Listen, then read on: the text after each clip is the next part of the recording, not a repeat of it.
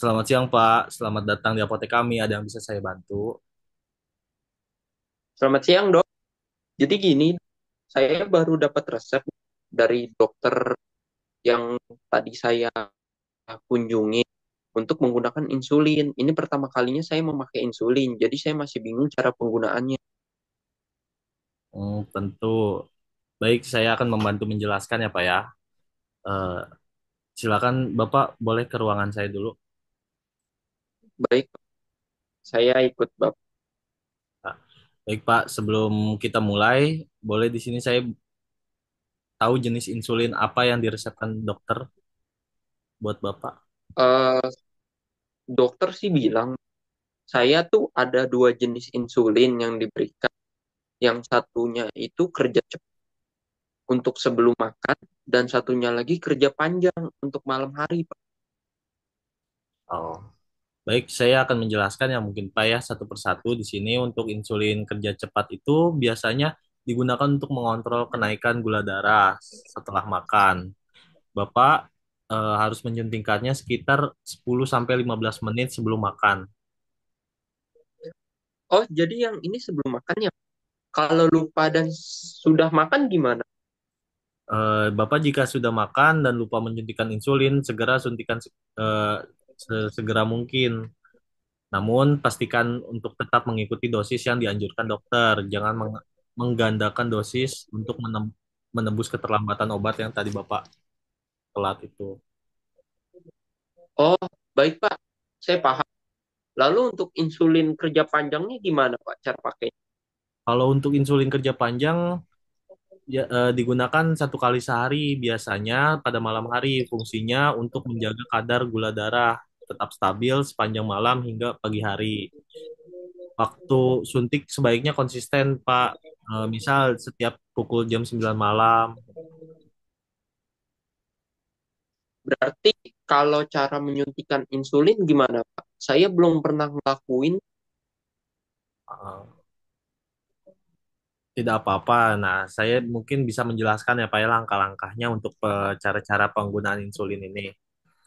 Jadi untuk tahap pertamanya tentu kita harus cuci tangan terlebih dahulu. Pastikan tangan Bapak bersih sebelum menyentuh alat area suntikan itu. Terus Bapak bisa siapkan insulin, periksa botol atau pena insulin. Jika menggunakan botol, digulir perlahan di antara telapak tangan. Untuk mencampur jangan dikocok. Terus kemudian eh, Bapak bisa pilih jarum baru. Jika menggunakan insulin pena, pasang jarum sesekali, pakai yang baru. Setelah dosis sesuai sesuai anjuran dokter, pilih area suntik. Lokasi yang umum biasanya tuh ada di sekitaran perut, sekitar 5 cm dari arah pusar perut. Bisa ke paha atau ke lengan atas. Bersihkan terlebih dahulu, Pak, sebelum melakukan penyuntikan. Suntikan insulin dijepit ke kulit sedikit, lalu masukkan jarum dengan sudut kemiringan 90 derajat, lalu tekan atau planger hingga insulin itu selesai disuntikan.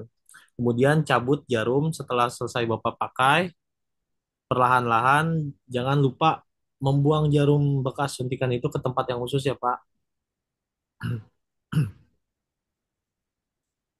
Apakah setiap kali saya pakai untuk mengganti lokasi suntikan, apakah saya harus sering ganti-ganti lokasi suntikan? Soalnya kan kalau misal apa harus di perut terus atau misal di lengan apa di lengan terus?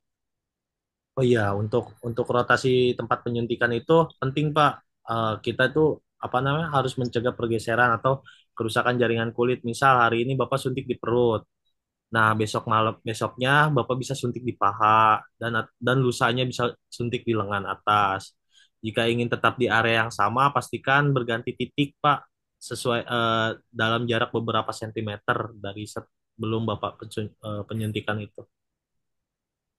Oh, ternyata begitu ya, Pak. Kalau disuntik di tempat yang sama berulang kali. Kalau kayak gitu mungkin saya ngerti sih. Kalau untuk insulinnya ini harus disimpan di mana ya, Pak?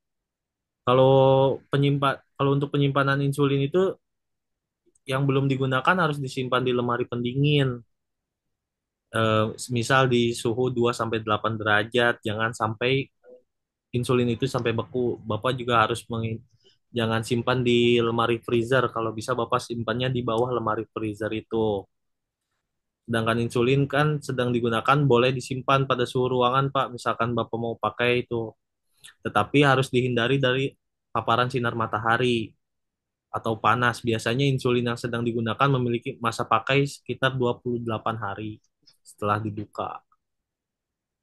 Oh, berarti kalau penyimpanan juga harus diperhatiin ya Pak. Kayak tadi Bapak bilang kalau yang belum dibuka harus ditaruh di freezer. Terus kalau yang udah dibuka ditaruh ruangan aja nggak apa-apa ya. Terus Ya. kalau untuk berpergian tuh gimana Pak? Cara bawa insulin? Nah, ya kalau untuk berpergian mungkin Bapak bisa bawa dalam tas pendingin, Pak.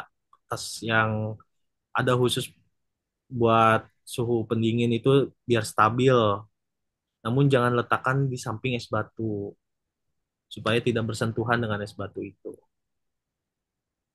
Oh, baik. Kalau seperti itu terima kasih ya. Saya juga ingin tahu kira-kira efek sampingnya apa ya kalau dari penggunaan insulin ini yang harus saya waspadai.